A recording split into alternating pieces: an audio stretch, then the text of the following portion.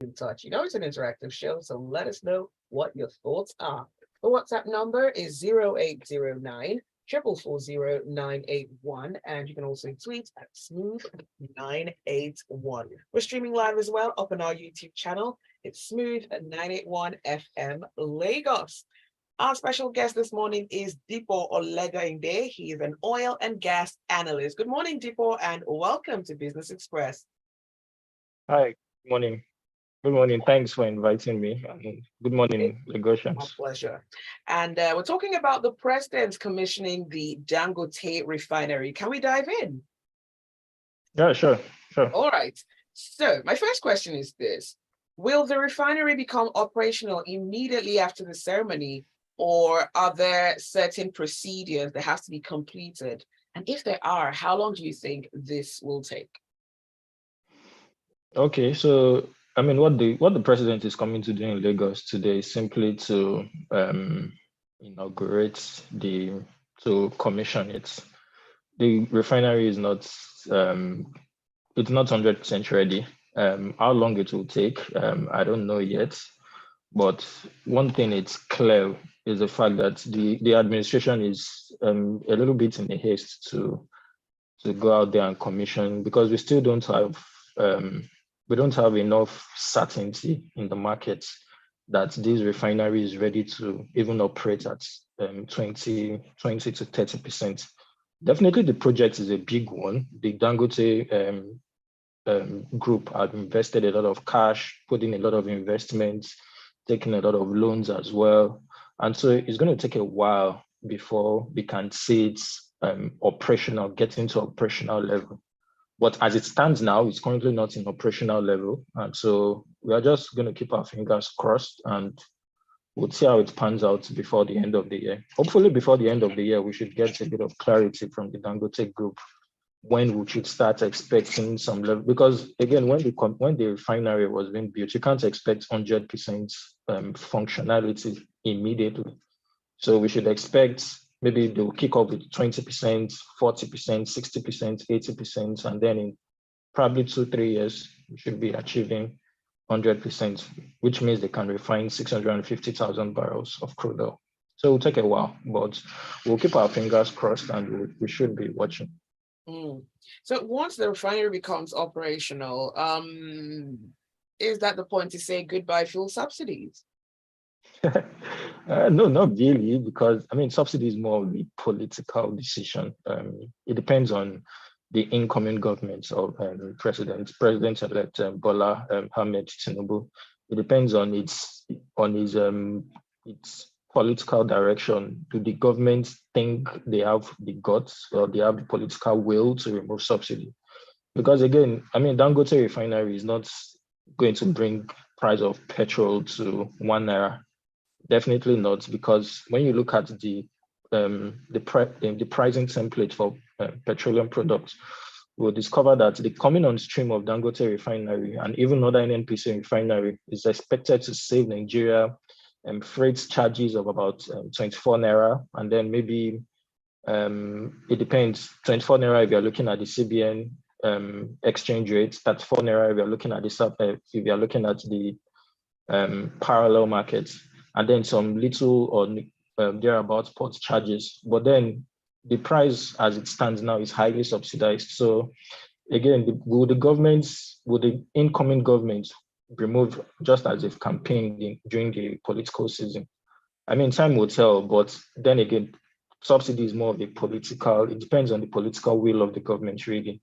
Different governments in the past have promised to do away with it, but they've never had the political will to really do it. So that's where we are now.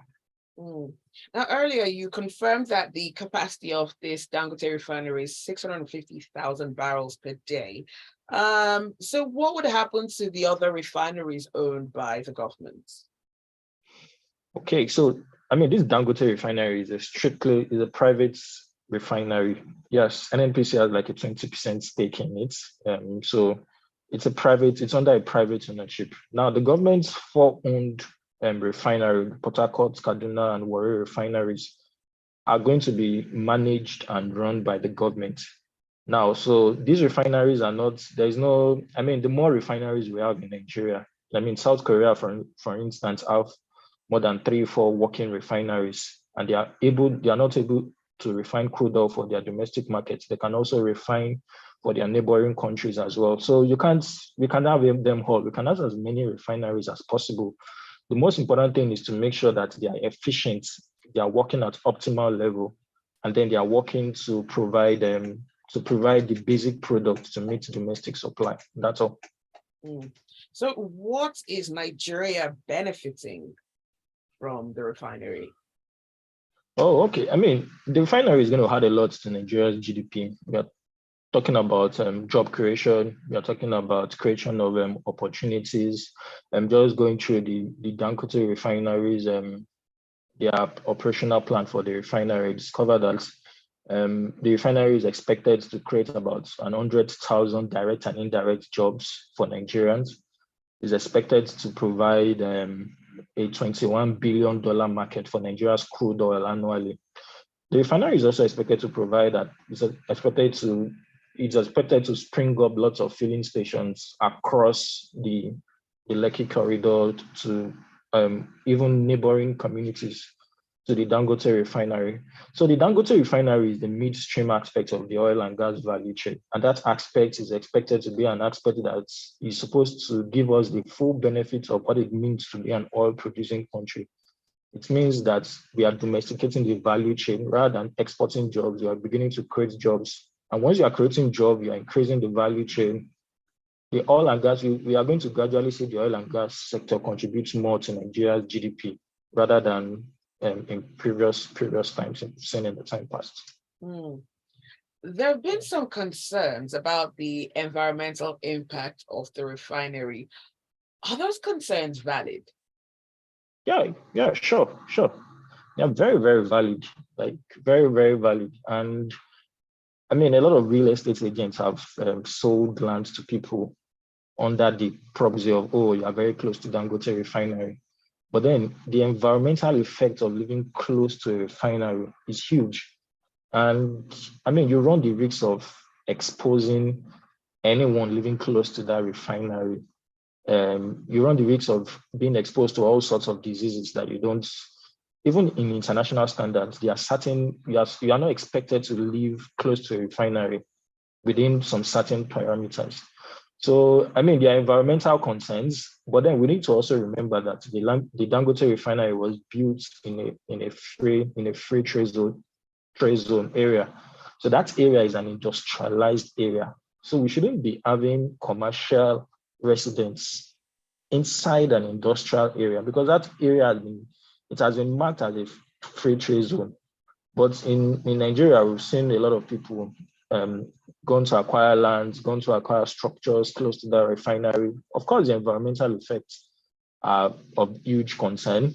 I mean, we can't, but then we also discover that, look, if the government, this is the item the government needs to be proactive. If you are not comfortable with any structure there close to that refinery and you think there's a long-term effect, then the government needs to act now. And then let's not wait until 15, 20 years times when things are becoming uncontrollable before we start taking. I mean, the case study is in Niger Delta area. The Niger Delta area pollution, we've still not been able to clear some of the pollutions that we've seen in those areas till date. So we can be proactive now. I don't know if it's a little too late, but then, I mean, time will tell, but definitely there's a lot of risks in terms of living close to a refinery. Now, still on this refinery, does it mean we wouldn't have cases of long queues at petrol stations, fuel scarcity, things like that? Well, I mean, let's see. Again, what are the issues concerning fuel scarcity in Nigeria? They are mostly subsidy, unavailability of supply. The government is not getting enough FX to import a lot of crude, a lot of petroleum products, which is what leads to scarcity most of the time. So now in this case, we have the product in-house, we have the product in our country. So it's more about providing the FX. Conversations about FX are not even in the picture now. Again, how we decide on how to proceed on fuel subsidy will determine if we would have fuel scarcity in the future. Now, if the government have the political will to create a template probably a gradual removal of subsidy. I don't know what their plan is for subsidy, because the thing about subsidies is also there's a lot of chaos that comes with subsidizing for consumption. In most civilized countries, most governments subsidize for production, not consumption. So in our case, we are subsidizing for consumption, and there's a lot of bottlenecks that surrounds subsidizing for consumption. So how the government determines, or the government's major decisions on subsidy, will definitely have a multiplier effect on fuel scarcity going forward. So I mean, they work hand in hand. So we'll see how it comes out. Now, we understand that NNPC Limited would or plans to supply the Dangote Refinery with 300,000 barrels per day of crude.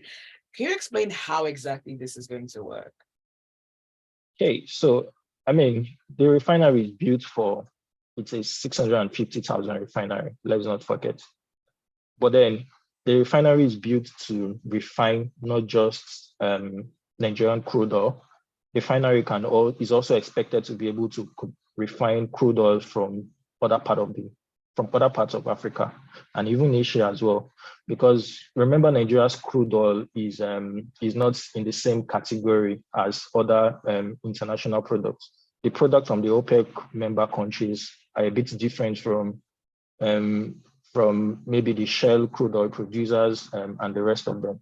So the refinery will definitely get crude oil from Nigeria, but then that's not the end of it. I mean, you can't run a business model just expecting crude oil from the federal government. So definitely there will be sourcing for crude oil from other sources, because the refinery is not just for the local markets, it's also to export out of the country for the export markets as well. So we should expect Dangote to source crude oil from Angola. We should expect Dangote to source crude oil from even Middle Eastern countries as well, because again, the quality of this crude oil differ. And the way the Dangote refinery is built is not just for Nigerian crude oil. It's also expected to refine crude oil from other countries. So again, the financials for Dangote refinery are a bit huge, heavy. You can't build a 350,000 refinery depending strictly on crude oil from just one country. I mean, the financials will not add up. So for it to be able to operate optimally for efficient use, they would definitely have a financial model that would involve sourcing products from other, because I mean, just if Nigeria is having struggle with oil production, the refinery cannot collapse, it cannot be idle. It definitely needs to function. And a lot of people are talking about petrol alone, but then the refinery is not just for petrol. We're looking at refining for diesel, aviation fuel, and other categories of petroleum products. So it's a major project, one of the first of its kind in Africa. So there are no limitations to what we can do. All right, we're out of time, but I can't let you go without asking. Taking a view of the oil and gas industry in about 30 seconds or so, what issues still remain? I think the major issue is basically investment. Really, we are not seeing enough FDIs in the sector. The upstream is still littered with lots of challenges, same as downstream. Today we hear we are removing subsidy, we hear we are not removing subsidy. I mean, we signed the PIA and we're not seeing the multiplier effect on the oil and gas sector as well. So the government, they need to build a lot of clarity in the oil and gas sector. Yes, the government have signed, the PIA is currently being implemented as we speak. But then we are not seeing the effects on FDI into the sector. I mean, just last week or over the weekend, Tanzania pulled one of the biggest LNG deals in Africa. I mean, such kind of project needs to be coming to Nigeria. It's been a while we heard of a new field of about 10,000 barrel or 100,000 barrel coming into the country. So we've not seen an Gina-like kind of project in Nigeria yet. We've not seen FDI rush into the country. So I think we need to do a lot in terms of improving investments. The new government coming in definitely has their hands full. I don't know if Tinubu would take the old role of being Nigeria's Minister of Petroleum again. So I mean, time will tell, but definitely we'll keep our fingers crossed and we'll see how things pan out. All right. Well, thank you very much, Dipo Oladehinde, oil and gas analyst, for being on the show with us this morning. Yeah, thank you. Thank you very much for having me, and it's a delight to see you all. Thanks. Thank you so much.